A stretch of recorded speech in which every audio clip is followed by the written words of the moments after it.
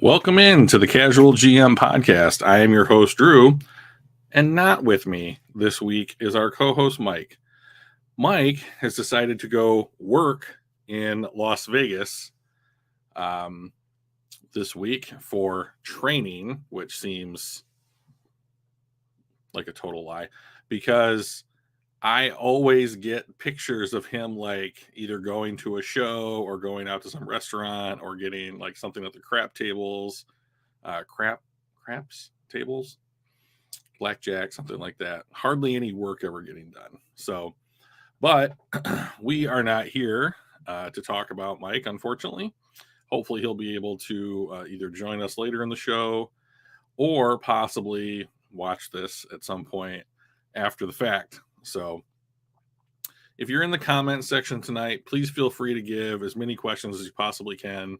We're going to try and keep this thing going for a full 60 minutes, but who knows? My voice may not make it that long. So, hey, Shannon. Shannon and I actually bumped into each other this week, and she recognized me from the stream, and that was kind of a big thrill for me. So I really want to say it was lovely to meet you, Shannon, and I'm glad that you've come back to grace us with your odd jokes, I would say. And of course, our good buddy Dan Spanos from one of the Facebook groups. He's an administrator over there. Works really hard to produce a lot of Lions content. Thank you guys. I'm glad you're in the chat today. If you have any questions or anything, please throw them into the chat. Triple thumbs up. That's better than the 2 thumbs up. So excellent. I've got a lot of light on me today with this camera angle without Mike on here, so I look kind of like I'm walking into the tunnel.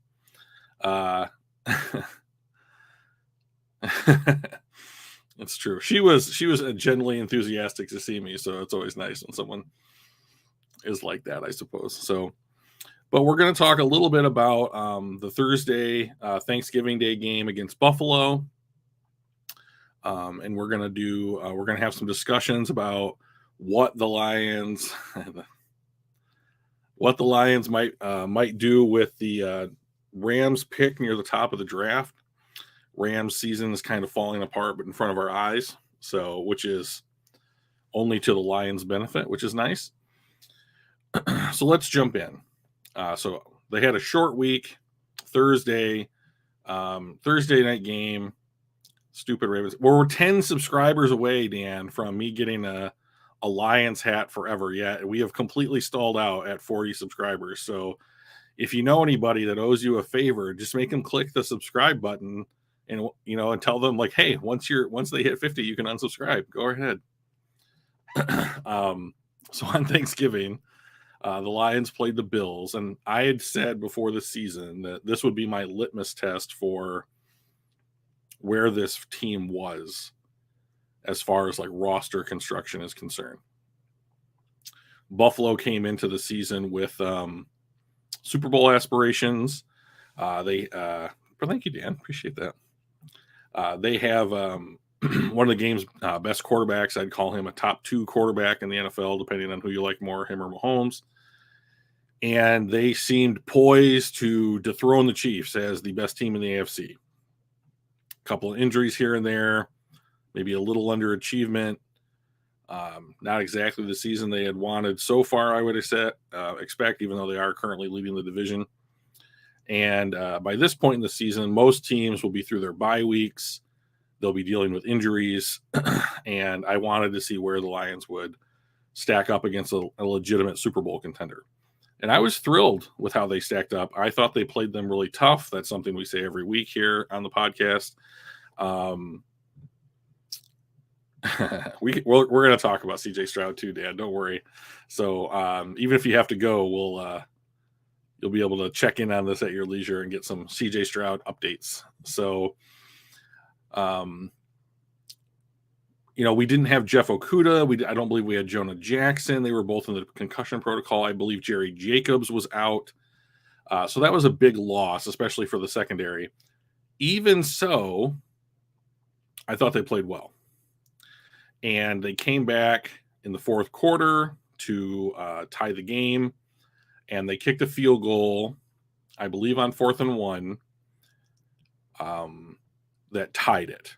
And so a lot of people said they should have gone for it on 4th and 1, but I think they made the right decision. I think that you should play for overtime in that position. Like, there's no guarantee that you're going to make the 4th down conversion. I think the Lions were 3 for 3 on 4th downs in that game up until that point. But like, this just felt like the higher percentage play. And there was nothing saying that you were going to stick the ball in the end zone, right? So they kicked a field goal. There were people who were questioning the Lions clock management, but I thought that, like, if they were playing for the field goal, their decision-making process seemed sound to me. So I didn't have a problem with it. They did convert the field goal and tied it up at 25. 23 seconds left on the clock. Someone I was with was like, "Hey, is that enough time for Josh Allen to make a difference in this game?" And I was like, "Yup." And did you watch the AFC playoffs last year? Of course, it's enough time. And he, right off the bat, I believe, throws a 40-yard strike to, I believe it was Stephon Diggs, who put him right in field goal range right off the bat. And they ran 1 or 2 more plays just to make it a little bit easier. Maybe set up the ball on the side of the field the kicker liked, and they kicked the field goal to win the game. But no guarantee the Lions were going to win, but they played what I would consider to be a top 2 team in the NFL to what I consider to be a draw, as far as effort, playmaking, that kind of stuff. So I was very impressed. I was very upbeat, positive about what we saw on Thanksgiving. There's been a lot of years where that wasn't the same. Like, I remember we got blown out by, I think it was the Tennessee Titans, but I don't remember if they were the Oilers then, but it was just an embarrassment. So this was good. This was good football.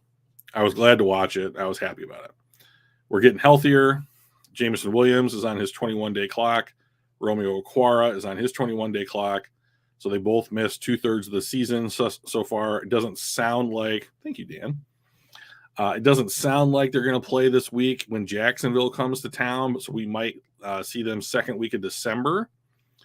I would be interested to see what Okwara looks like even in 4 or 5 games across from Aiden Hutchinson in some capacity.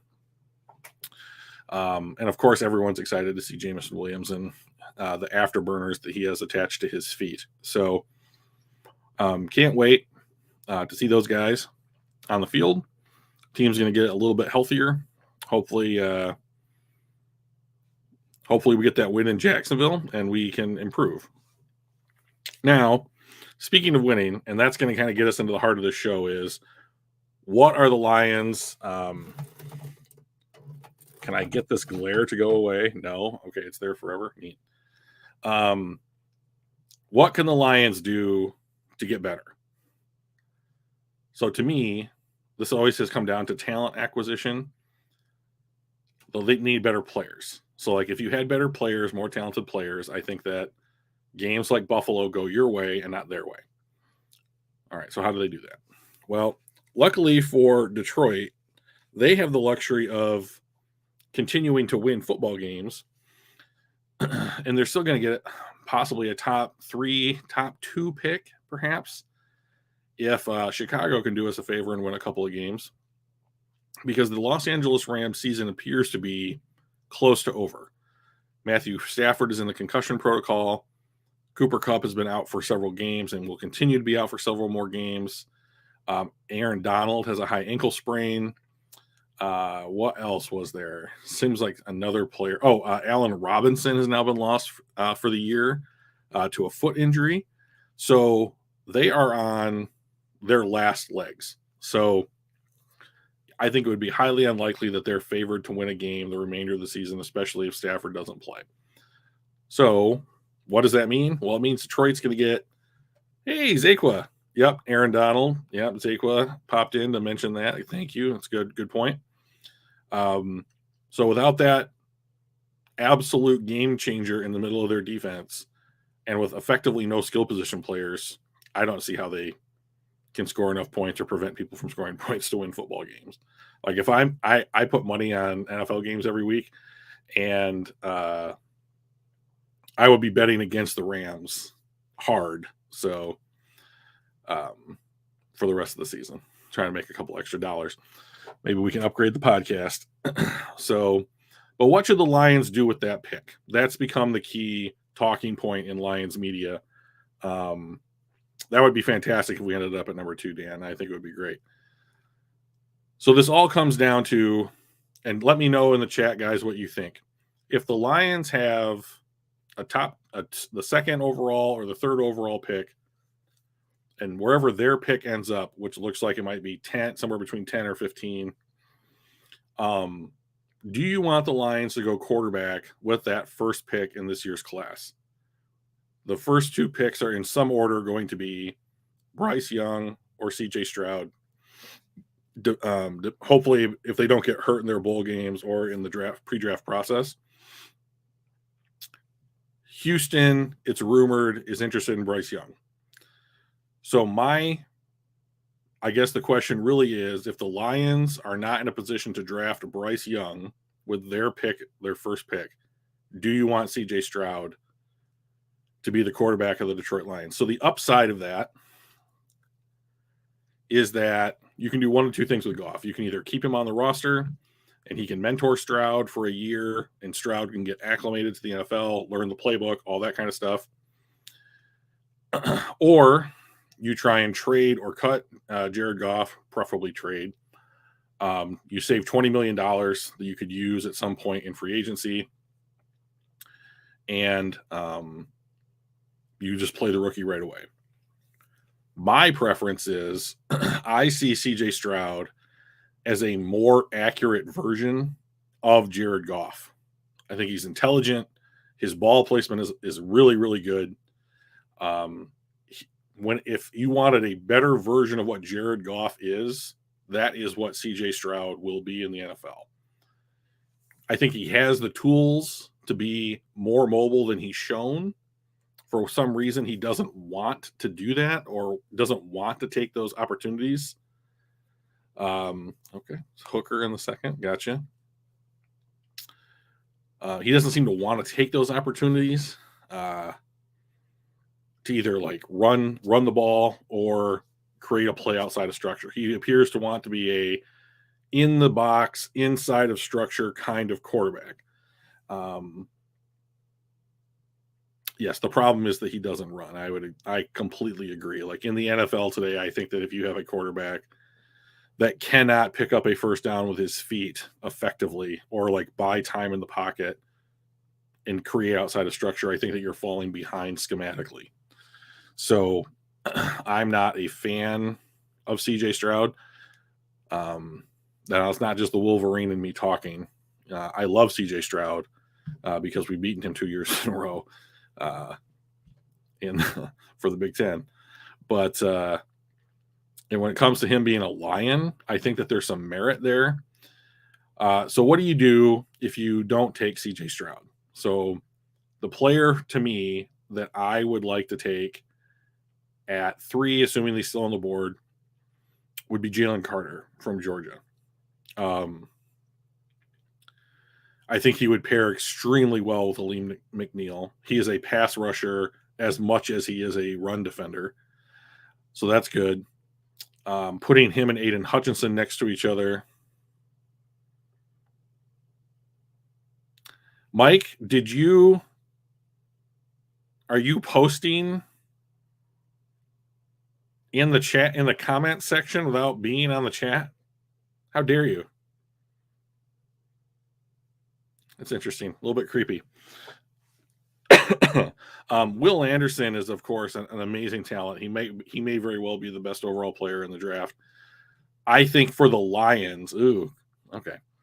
I think for the Lions, though, Carter's the better fit. I don't have a problem with them drafting Will Anderson. I wouldn't be like, oh, rats, they should have taken Carter. Jeez.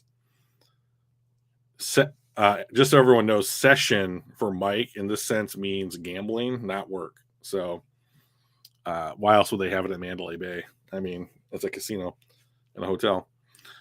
So to me, my preference is if you can draft Bryce Young, take Bryce Young. If you can't draft Bryce Young, draft Jalen Carter.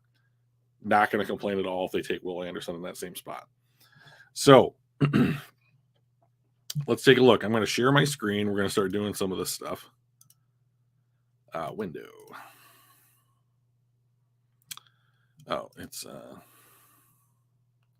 sorry guys, I'm running the stream for the first time by myself. Let's close out of this.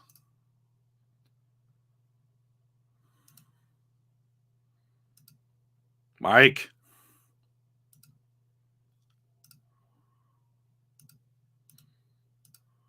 Nope. Yeah, you should call him out on Facebook, Shannon.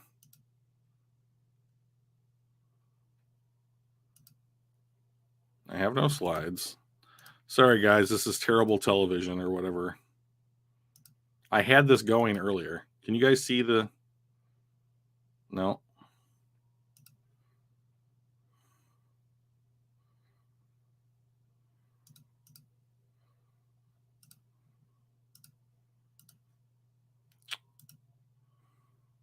There we go. Okay. All right. So I always yell at Mike to do this. Let's zoom in. Take a look here. So as it stands right now, if the draft were today, yeah, okay, sure you were, Mike. Detroit has the Rams pick right here. Okay, so luckily for the Lions, every team that needed to win to improve their draft position this last week won.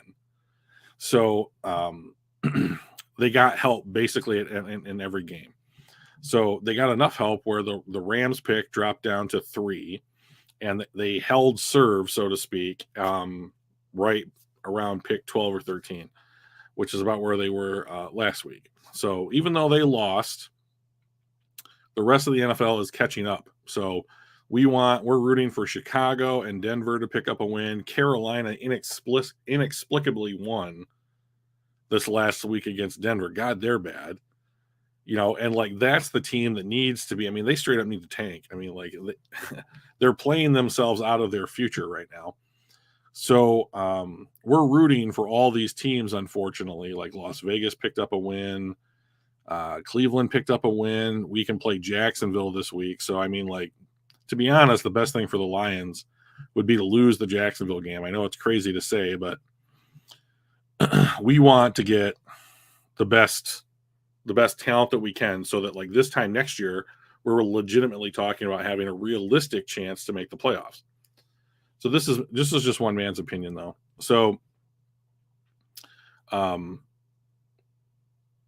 we're going to do a mock draft later, so we're picking 3 and 13 in the first round. So that's really good. So let's talk about the roster here. And how am I going to get this over to present? Share my screen.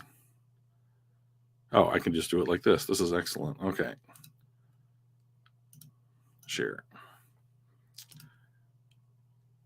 Okay, so let's make this bigger as well. Sorry, I should have put this on like a colored background. Oh, I can't make this bigger? I have to be able to make this bigger. Yeah, here it is. Okay.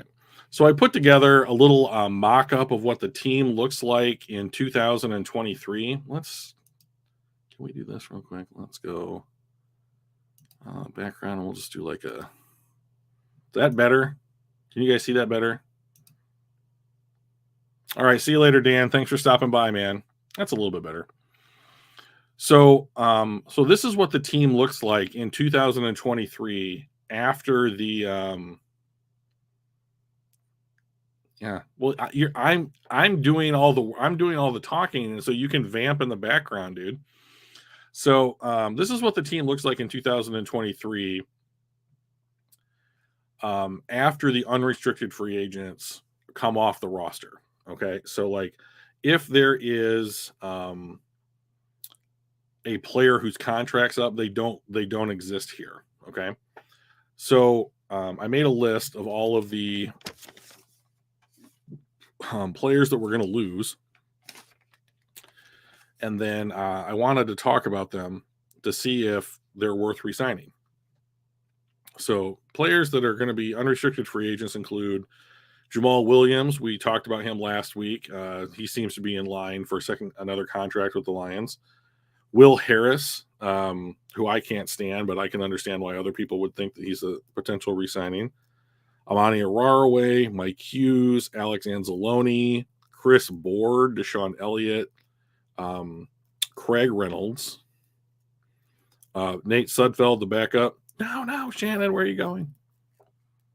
Thank you, Shannon. We appreciate you.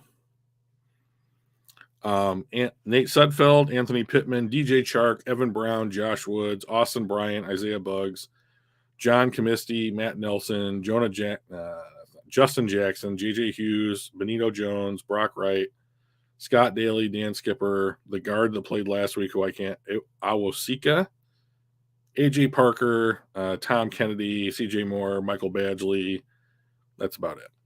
So of those guys, I thought the players who have played well enough this year so far to warrant another contract with the team would be Jamal Williams, Chris Board, Deshaun Elliott, Anthony Pittman, Evan Brown, John Comiskey, Justin Jackson, possibly, Brock Wright, and Scott Daly, and Michael Badgley. So if you do that and you add those players in, we get something that looks like this.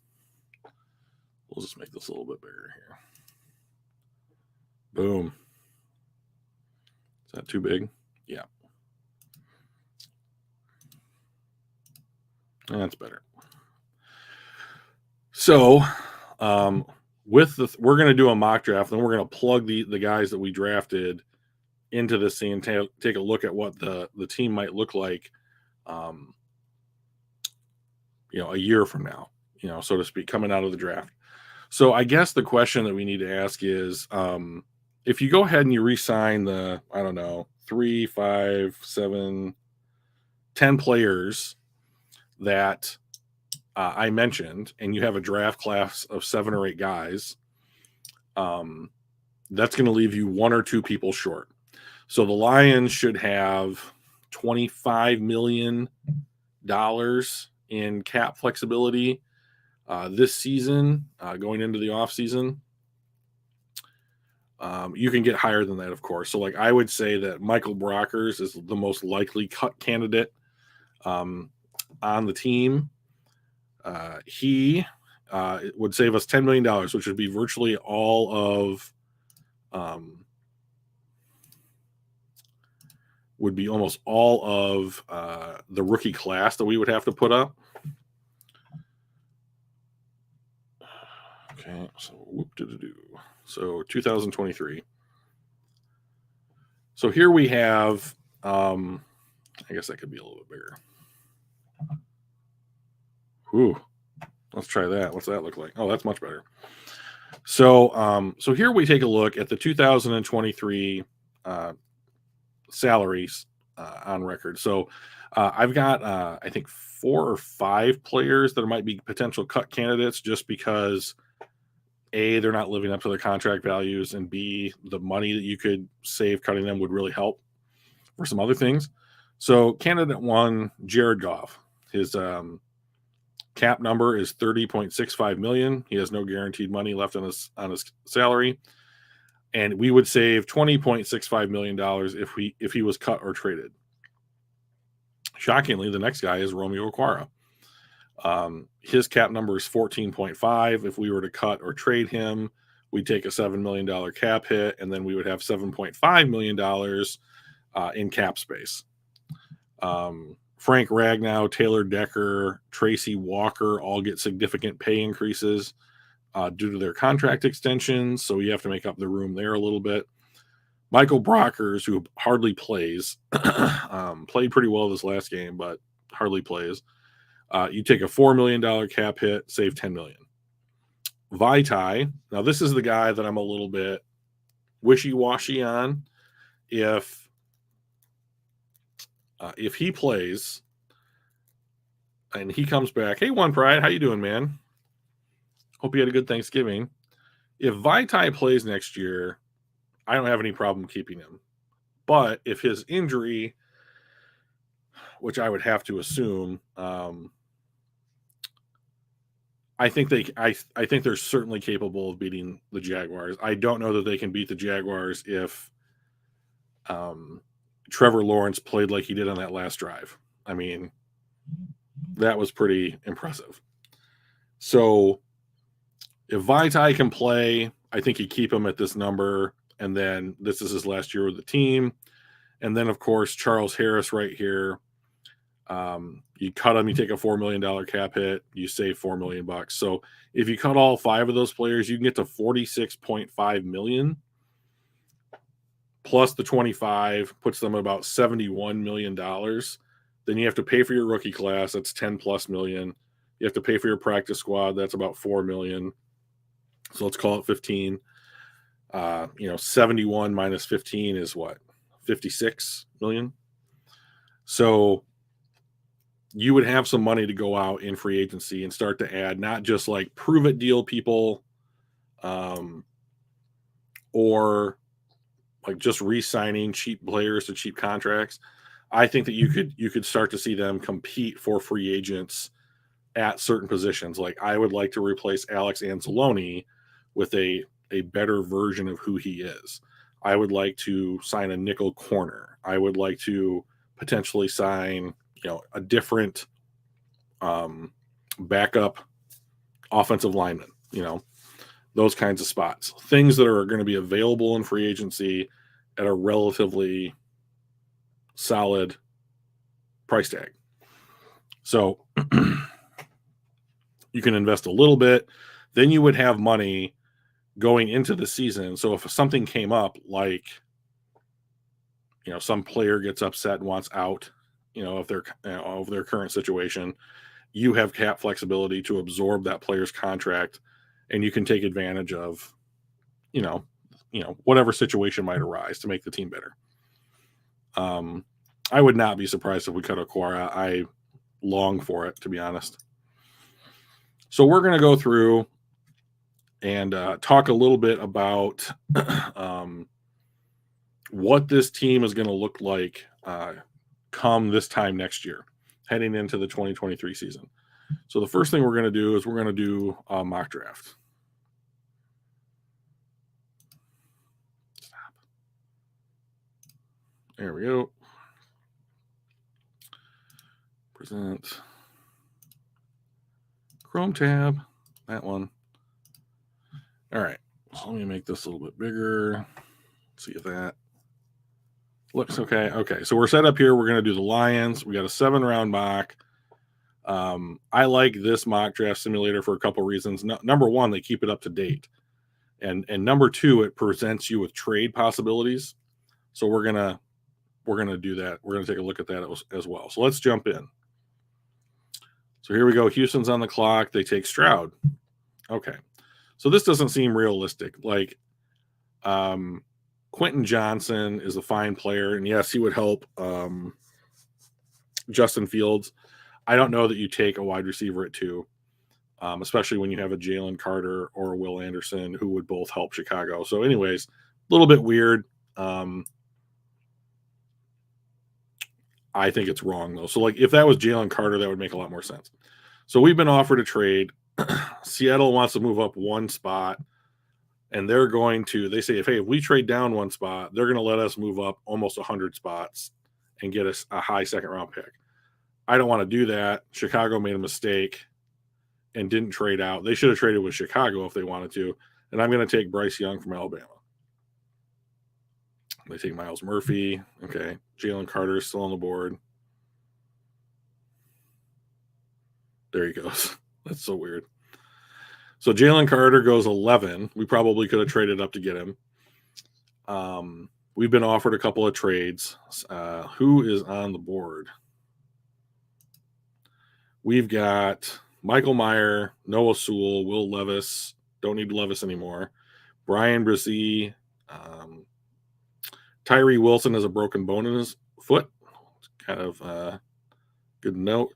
Joey Porter, Cam Smith, Christian Gonzalez, all these guys are decent cornerback. So let's take a look at the trades we're offered. We can move down 6, pick up a first, move down 16, pick up a bunch of picks. Quezzy likes dealing. But I don't think that I'm going to take any of those deals. I'm going to draft Christian Gonzalez, cornerback from Oregon here. So if you look at the defensive backs the Lions have had both in like training camp and on the practice squad, they are usually somewhere between like 6'1" or 6 foot and 6'2", and somewhere between like 185 pounds and 200 pounds. So Christian Gonzalez is a little bit bigger than that, but he has really come into his own this year. Keely Ringo is off the board. I prefer Gonzalez slightly to Joey Porter, and that the only reason for that is I like speed over length. Joey Porter is an extremely long-limbed individual, but I think Gonzalez is faster. Okay, so we're going to reject that trade offer because we don't need it. Okay, so here we go. So we have taken Bryce Young, which means that we can move on from Jared Goff. We have taken Christian Gonzalez to pair with Jeff Okudah. I would imagine the Lions pick up Jeff Okudah's option after the season is over, ensuring that he's on the roster for through the 2024 season. Make sure everybody's here. Talk about why not taking a linebacker there, because you can't draft them there, because you can get, Malcolm Rodriguez. Does that ring a bell? Oh, One Pride wanted Porter. I'm sorry, One Pride. I took a cornerback though, so can't be too mad. I just don't think that taking a linebacker in the first round, unless he's going to be a Hall of Famer, is worth it. A cornerback plays a top 5 position. Like, you pay them a lot more than you do linebackers. Like, it wasn't our linebacking core that was the problem on defense this year. It was not having depth and not having talent in the defensive backfield. Tracy Walker went down. Thank God Kirby Joseph came on and played like he did. Jeff Okudah's playing like a quality starting cornerback in the NFL. You want to go defensive tackle? Okay. So I could get on board with that. So let's take a look. So who do we have at defensive tackle? We could take Kalijah Kancey. He's more of a pass rusher. But I think I would take Siaki Ika here if he's on the board. That is a big dude to pair next to another big dude in Aleem McNeil. Now, Aleem McNeil did show some really good pass rush ability against the Giants, and I'm wondering if he had another guy like Ika next to him to kind of be like the bigger nose tackle. I wonder if he would play like a pass rush nose tackle kind of role. So let's do what One Pride suggests, and we'll go with a defensive tackle here at 43.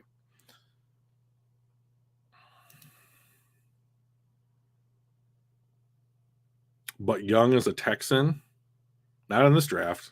In the real one, probably. Okay.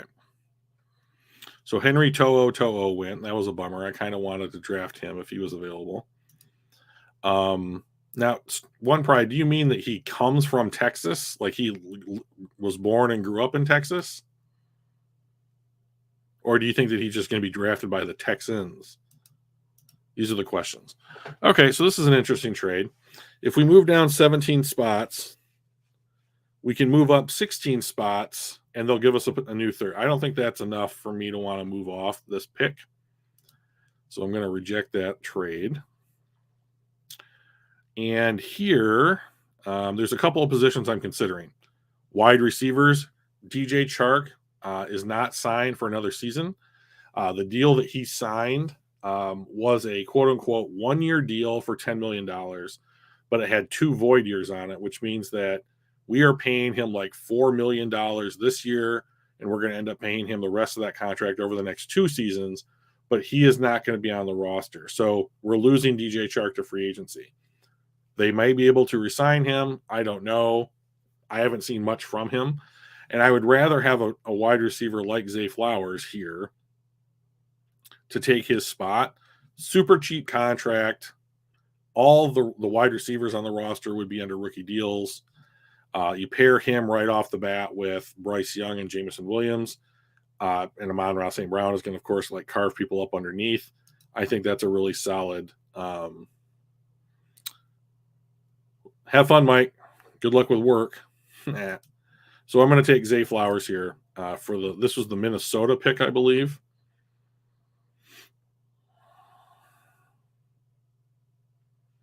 So we've taken some good players. We've got our quarterback. We took a wide receiver. We've got a cornerback and a defensive tackle.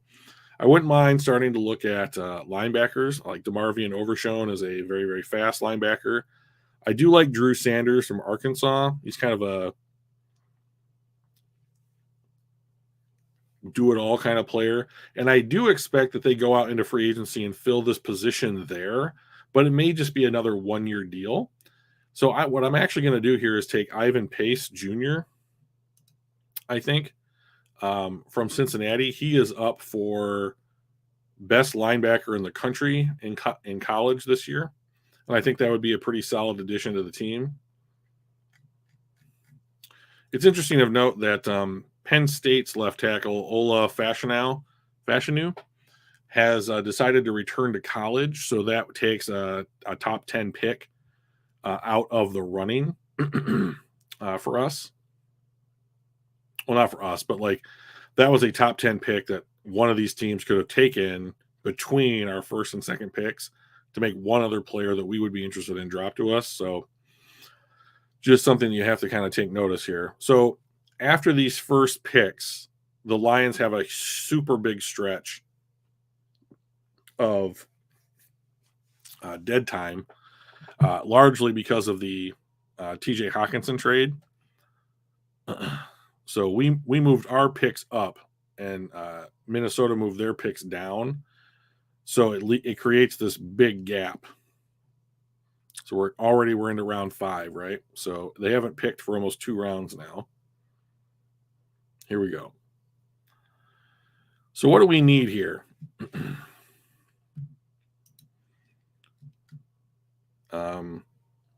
So a couple of things that I think the Lions need is they need to start drafting for depth, and these feel like the picks to do it. I think that the backup offensive linemen we've played, Evan Brown, Dan Skipper, who else? Why can't I think of them? Matt Nelson have played pretty well this year considering their situation, but I don't think that they're very good. And I would rather have younger players on longer contracts that are cheaper filling those spots. So Evan Brown is a free agent this year, but he's been filling in at guard recently and playing pretty well. So even though I would resign him, I think I would still take Oluwatimi from Michigan here. He's a University of Virginia transfer. He's up for best center in college football. I don't know what that award is off the top of my head, but like I think that taking him and pairing him with Evan Brown to be the 2 interior defensive backups, or I'm sorry, not defensive, offensive lineman backups would be, I think, a very good idea, and they'd be very, very cheap. And like I think that if you can keep the investment in your offensive line down over the next couple of years, that's going to be really good, because I don't know if they plan to move Sewell to the left once Taylor Decker becomes a liability. So here, I think there's a couple of things that you could do. I would like to take a pass rusher. KJ Henry from Clemson would be a guy that I think might have upside across from Aiden Hutchinson. So would Mike Morris, but I just took a Michigan guy and I don't want to be called a homer. So let's take KJ Henry here, have him be a situational pass rusher. Now, you already have one of those guys in development with James Houston, who had a heck of a week on Thanksgiving with 2 sacks of Josh Allen. He could end up being your developmental pass rusher. I could see him getting some snaps, but I think that it probably doesn't hurt to have another guy in the wings, so to speak. So here I do want to take another running back. um, so the only running backs on the roster after the season are Greg Bell and DeAndre Swift. I do think that they will resign Jamal Williams, but guys like Craig Reynolds and Justin Jackson, I think you could lose those guys and not really miss them. And I would rather take a guy like Kendre Miller here from TCU, 6 foot, 215 pounds. Really like his running style. I think he would fit right in with what Deuce Staley would want. So I'm going to take him here late to be the third running back on the roster. And this will just kind of finish it out. I think the Lions have one more pick. I don't know that they have a 7th round pick this year from the Trinity Benson trade. I believe that trade, when they made it, was a 5th in the year they made it and a 7th the following year, which would be this year. So that could have been the Lions' last pick.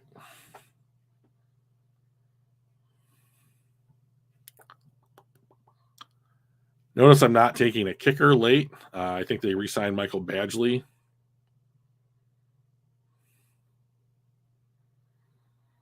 He's only missed 1 field goal. It's not a big deal. Everybody misses a field goal. Yep, that was the last pick for the Lions. Okay, so let's take a look at what we did here. 2, 4, 6, 8 players. That's kind of right where we thought we would be. So let's go over to our sheet and start plugging in these guys. Why can I not? Okay, so let's stop sharing here and let us share the test run. Okay, so what we're going to do, we're going to take out Jared Goff. We're going to trade/cut Jared Goff, and we're going to put in Bryce Young. 3rd overall pick. Okay, so let's highlight Bryce Young, and we'll give him some filler here. That's too dark. Is that better? Let's hope that's better. Okay, so we took Bryce Young. Excellent. We're making the move. They're hitching their ride to that train. So over here, now we have Christian Gonzalez. We took him at pick 13, I believe.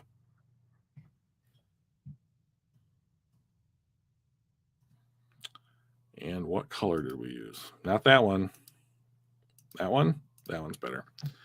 All right, Christian Gonzalez. He's in. Going back to the list here. And then we took one Pride suggestion. We took a defensive tackle. We took Siaki Ika at pick number 43.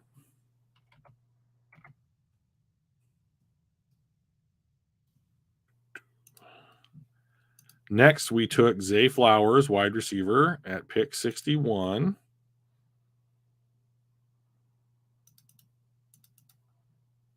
Okay, so Flowers, 61. The reason I'm highlighting these guys is so that we can just kind of see where we picked them up. Then we took Ivan Pace from Cincinnati at 74.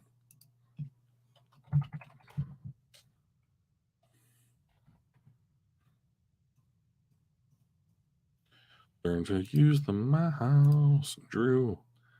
Okay. Then we took Oluwatimi at 140. So there was a full 66 picks, 2 rounds between the Lions' last pick and this one. So I'm going to put him. So we've got Evan Brown over here. I'm going to put Oluwatimi here, and this was pick 140.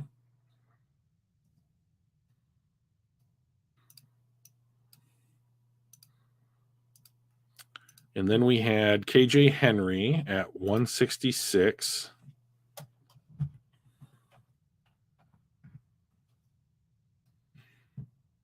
Such a nerd. And then we had Kendre Miller at 176. That was our last pick. So if we go Miller, 176. Okay. So let's just take a look at this really quickly. So we have our 8 guys. So assuming he comes back healthy, this is what the starting secondary would look like. We would have Tracy Walker paired with Kirby Joseph, Christian Gonzalez paired with Jeff Okuda, and probably like Jerry Jacobs in the slot. Maybe he doesn't play the slot. Maybe he's strictly an outside wide receiver. I'd try him in the slot. That sounds better to me already, right? Linebacking core would be Malcolm Rodriguez and Ivan Pace. We would have Derek Barnes as the replacement guy, the fill-in guy. If you want to go 3 linebackers, or if one guy needs a breather, or if there's an injury, and then we re-sign Chris Board and Anthony Pittman because of their special teams talents. The defensive line would look like Aiden Hutchinson, Siaka Ika, Ellie McNeil, and probably Julian Okwara. Not Julian Okwara, Romeo Okwara. I would cut Harris for the money. I would cut Brockers for the money. So that's going to be $4 million and $10 million. That's $14 million. We saved $20 million by trading / cutting Jared Goff. So we're up to 34. Let's write that down. 34 plus 25 because we're getting rid of our dead cap hit. The salary cap is increasing. That kind of stuff. That sits us right around $60 million for, well, some of that you can use in free agency depending on when these moves are made. And then some of that would be going into the season. We would be re-signing players like Deshaun Elliott, Chris Board, Anthony Pittman, John Kaminsky. Hopefully Onwuzurike can come back and be a rotational guy. Evan Brown would be re-signed. Badgley, Daly would be re-signed. Jack Fox got his payday. Brock Wright would need to be retained. Zylstra's contract is up, so he could be retained to have the same tight end group that you have this year. Jamal Williams would get a second contract, and then you would have Jamal Williams, DeAndre Swift for at least one more year with Kendre Miller as your third back. You make a little bit of improvement on the offensive line as far as depth is concerned. And then who knows, maybe Oluwatimi takes over for Joshua Jackson when when his contract runs out next year. So this looks a lot better. Like we have made improvements at basically every level of the defense. We moved on in our quarterback room. We would need a backup quarterback that needs to be retained. You could probably retain Nate Sudfeld for a pretty cheap contract. We added a little bit of talent at wide receiver, and then you would still have Khalif Raymond, Cephas as your, fourth and fifth wide receiver options, plus all the practice squad guys. I think this looks pretty solid. Like this to me says, if Gonzalez plays all right, if Young isn't terrible, and everybody else has another, year of seasoning under their belts, that's a team that I think could make the playoffs. So I would be very excited about something like that. You would have cap room to compete for free agents if you wanted to do so. You could go into the next season with cap flexibility if you wanted to have extension talks with someone during the season, take advantage of an opportunity if another player wanted to force his way out of his situation and you need a trade partner, something like that. And I think that it would say, like, it would give Dan Campbell and Brad Holmes the opportunity to say to ownership, we just got this quarterback. We're going to make good things happen. You make sure that we're here for, let us play out our contracts. And I think that you're going to be pretty happy with where we stand. The only downside to this approach is that you're flooding the roster with rookies, and eventually those contracts run out, and then you need to start signing guys to new deals. So that would be the only thing that I would kind of have my ear to the ground about as far as um, what to do next, like what the long term plan is. But I think something like that would be very good for the Lions. So they've invested their draft picks in premium positions, um, picked up value where they could later in the draft. And maybe there's a trade or two on the horizon. Like maybe you move down 10 or 15 picks at one spot to pick up another 6 round pick. And if Brad Holmes goes 3 for 3 and finds a guy in like the 4th, 5th, or 6th round that becomes a starter, that's just added value. So, as One Pride mentioned, Jacksonville is coming to town. Hang on one second.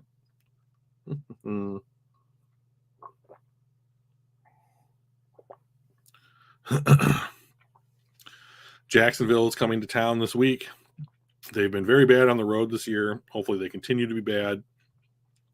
I didn't really have a good guess as to how this game would go. So what I did was I bet the over. So like I think the over on this game was 50.5 points. I thought there would be more points scored than that. Both teams' defenses are not good.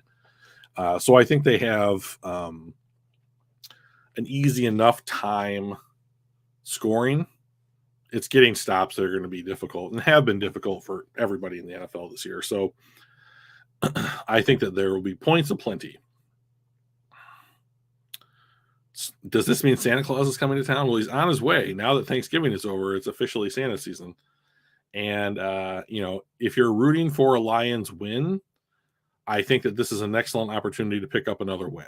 Jacksonville is, I think, probably a year ahead of where Detroit is in their rebuild because they have their quarterback, but he's certainly not a world beater quite yet. So I think this would be a time to snag a win if you can. If they don't win, I'm not going to be upset. Oh, you were joking? It didn't come through in print, so that's my bad. However, if they do end up losing, like Jacksonville and Detroit will effectively switch spots in the draft order, which can only help the Lions when it comes to drafting in all the rounds they have draft picks in.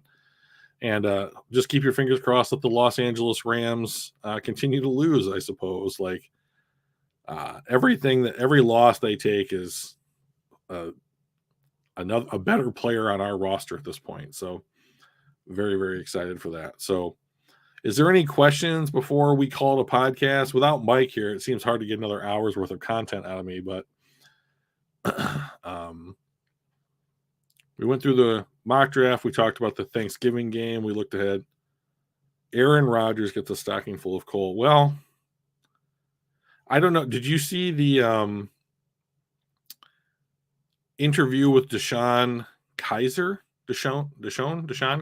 today, where the interviewer asked him if he had any Aaron Rodgers stories, and DeShone said, "Yeah, when he got to Green Bay, he said he had to sit down with Aaron Rodgers, and Aaron Rodgers said something like, so what do you think about 9/11? Or like, do you believe in 9/11?" And the kid said, "Yeah, well, yeah." And he was like, "Do your research." So apparently Aaron Rodgers is one of these like conspiracy theorists, like crazies. I wouldn't be surprised if he was a flat earther too. So anyways, like that was a fun little thing. Hopefully he does get a stocking full of coal. He'll probably try and use it as some medicinal aid.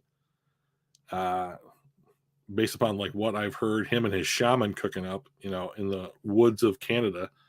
So anyways, he probably isn't the quarterback of Green Bay next year if things continue down this path. So, but anyways, guys, that is the podcast. Oh, Matt Patricia. Yes, Lions fans hate Matt Patricia. He was an unfortunate bump in the road. So, I hope everyone had a happy Thanksgiving. Jacksonville's coming to town, so tune in and check that out. Michigan beat Ohio State this weekend. I'm thrilled. And hopefully the Rams lose, the Lions win, and everyone in between those two picks wins as well. So thank you guys for stopping in. I really appreciate it. I don't know how to get the banners up. Oh, that's one of them. Let's try this one here. Okay, yeah. You can catch us every Tuesday at 7 o'clock Eastern. Please like, comment, and subscribe. Mike wouldn't let me get away with it if I didn't ask that. And if you have any questions at all, please email us at casualgmpodcast@gmail.com, and we'll try and get to them on the air. Also, we have now come up with a Twitter feed, and I hope that we will be able to get that out into the description here for next week, and we will start posting comments and thoughts and stuff on Twitter. So if you want to follow us there too, we would really appreciate it. So anyways, thank you to Shannon and Dan. Zakwa stopped by for a minute. We didn't see Funky this week, but One Pride filled in for him in the chat. And of course, Mike is creepily adding comments in the chat from Vegas on his way to gamble. So I want to thank everybody for stopping out. It was good to talk to you. Good to see you. Go Lions.